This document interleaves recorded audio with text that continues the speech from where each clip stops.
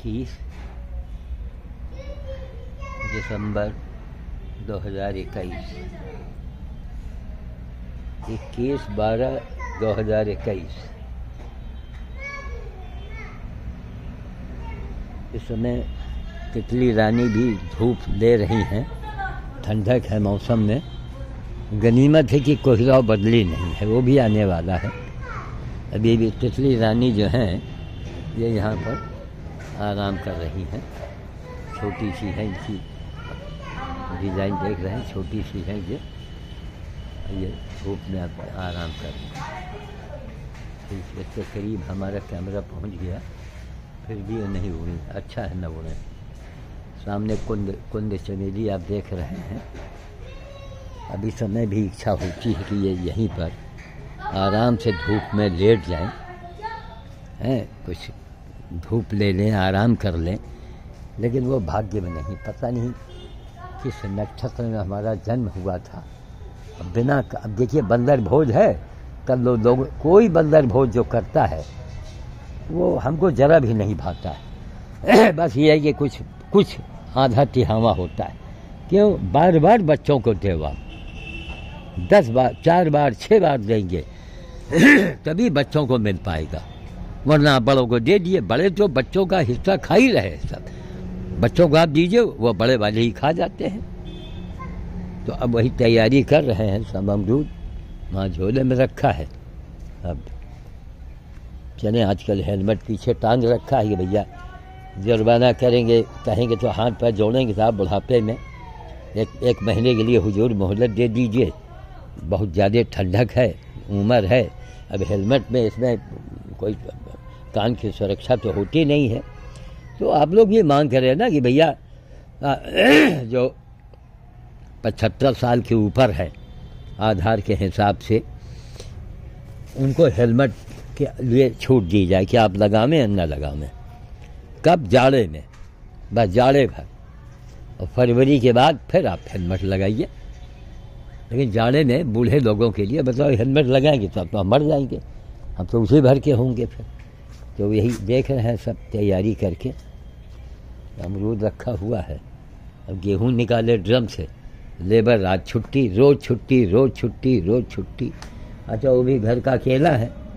अब 10 कहीं सिलेंडर लाना है तो छुट्टी, सिलाई मशीन के लिए मिलना था तो छुट्टी, धान काटना है तो छुट्टी, गेहूं बोना है तो छुट्टी। वो रोज़ छुट्टी ही पर तो रहते हैं। तो अब यह है कि वो होशियार है, मेहनती है, ईमानदार है, इसलिए हम उसको नहीं, दूसरे को नहीं बुलाते हैं जल्दी। तो चलें, रवाना हों। और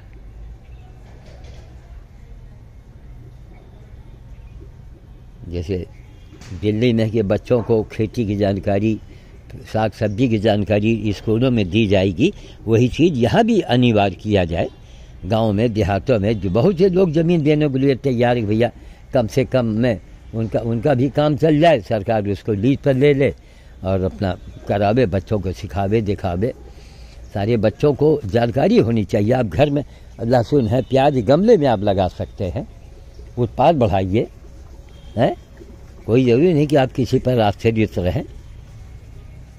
तो चले अब तैयारी करें। रोटी वहाँ रखी है, वहाँ से रोटी ले हमें चल के।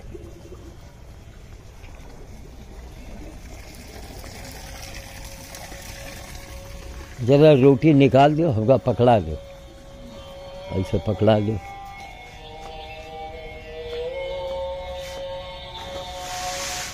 ऐसे दे दो। हाँ,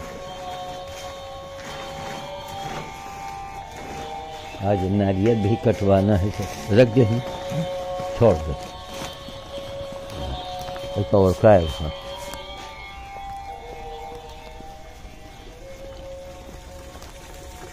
तो भर के बह रहा है, ये बड़ी मुसीबत है।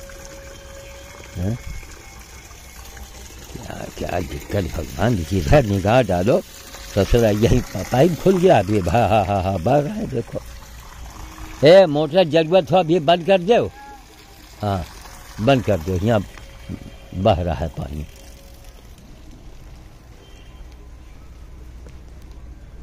सब इसी तरह इकट्ठा करेंगे। अब ये रोटी हो गई, इसीलिए छोटे छोटे टुकड़े रखते हैं कि इसको उठा के फेंको तो 1 2 3 जब तक होगा तब तक बच्चे को मिल जाता है। थोड़ा बड़ा टुकड़ा है तो ठीक है ये। अब ड्रम से गेहूँ निकाले,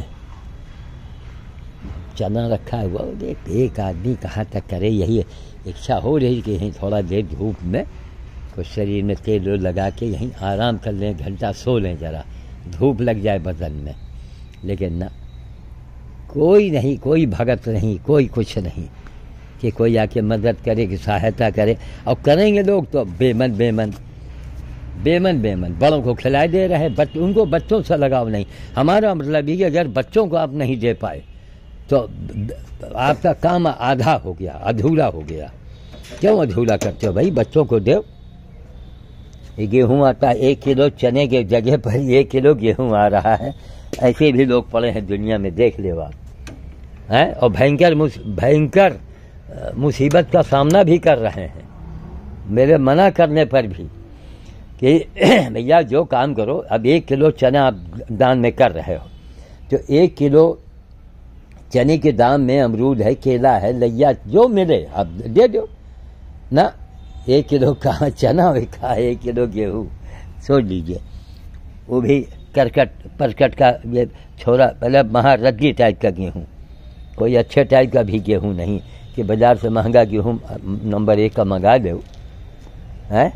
लेकिन ना, कौन समझा, भोग रहे हैं लोग, उनकी दुर्गति हो रही है लेकिन वो समझ नहीं रहे। लोग बेईमानी नहीं छोड़ रहे हैं, मरने के लिए तैयार हैं, मौत की ट्रेन में बैठने को तैयार है वो, लेकिन समझ नहीं रहे। तो अभी सुबह टीवी में देखा कि आधार और वोटर को जोड़ा जाए। देखिए, सरकार कोई भी काम ईमानदारी के लिए चाह रही कि ईमानदारी से हो, उसमें भी लोग चिल्ला रहे हैं। तो भाई इस तरह नहीं देश चलेगा। देश ऐसे चलेगा कि एक आदमी आवे बिल्कुल जो जनहित में काम कर रहा हो, राष्ट्र के हित में काम कर रहा हो, उसको सारी पावर दे दिया जाए। ये नहीं कि उनके कैंडिडेट, कोई कैंडिडेट नहीं।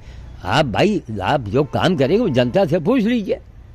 भाई सरकार जो वर्तमान सरकार है, मैं तो यही कह रहा हूँ कि ये बुनियाद भरो, इसमें जो हिंदू राष्ट्र का बुनियाद भरो इसी में। ये अरे जो आने वाला ये इसका है यूपी का चुनाव का, तो हिंदू राष्ट्र का बुनियाद ये भरो और ये नारे लगाओ कि मजबूती से क्या बोलते हैं ये हिंदू राष्ट्र नहीं, 24 में इनको फिर से लाना है और हिंदू राष्ट्र बनवाना है। 24 में इनको मजबूती से लाना है, फिर से नहीं, मजबूती से लाना है और हिंदू राष्ट्र बनवाना है। और हिंदू राष्ट्र बन गया तो इसका सारा लाभ सारे देशवासियों को मिलेगा। राष्ट्र का मतलब हमारा एक राष्ट्र मजबूत होगा तो कम से कम हमारा देश तो मजबूत होगा, फिर बाहरी हमले तो नहीं होंगे, जनता सुखी होगी, लोगों की दादागिरी खत्म हो जाएगी, है मनमानी लोग नहीं कर पाएंगे। इसलिए राष्ट्र को मजबूत बनाओ, उसकी बुनियाद अभी डालो इसी में। ये जो चुनाव यूपी का होने जा रहा है, क्योंकि यूपी ही मजबूत खंभा है देश का पूरा। और काम के लिए भी सोचो, जैसे दिल्ली में सुना पड़ा कि वो बच्चों को साग सब्जी के लिए भी जानकारी स्कूलों में दी जाएगी, वही काम आप भी करो। कोई ज़रूरी कि दिल्ली में करें, आप न करें। आप छोटे मोटे काम को आप लोग लेके चलिए, आप लोग लेके चलिए। और भाई हमारी यह प्रार्थना है योगी सरकार से कि प्रभु भगवान ये एक 2 किलोमीटर का रास्ता जो है उसको प्रभु बनवाइए। 4 साल से जनता खून के आंसू रो रही है और जनता कहेगी तो हमको अनशन में भी बैठना पड़ेगा। 2 किलोमीटर का 4 साल से नहीं बनाया जा रहा है, वही गोरा बाजार चौराहे से और बेहटा पुल तक, नहर जो बड़ी नहर का पुल है वहाँ तक खून के आंसू लोग रो रहे हैं।